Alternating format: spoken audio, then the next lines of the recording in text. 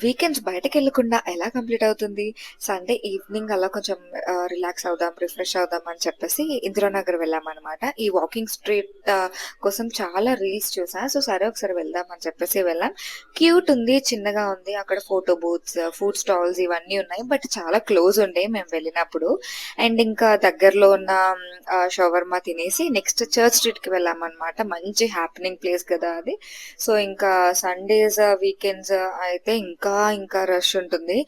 ఎంత క్రౌడ్ ఉందంటే మేము వెళ్ళినప్పుడు టూ మచ్ ఉంది. బట్ అలానే కలర్‌ఫుల్‌గా ఉంటుంది.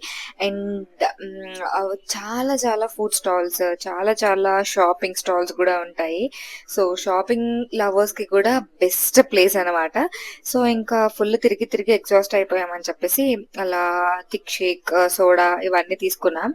అండ్ ఇంకా అలా ఆ రోడ్స్‌లో అలా వాక్ చేస్తూ, లైట్స్ అవన్నీ చూస్తూ, షాపింగ్ స్ట్రీట్స్ అవన్నీ చూస్తూ, కాసేపు అలా మంచిగా టైం అయితే స్పెండ్ చేశామనమాట.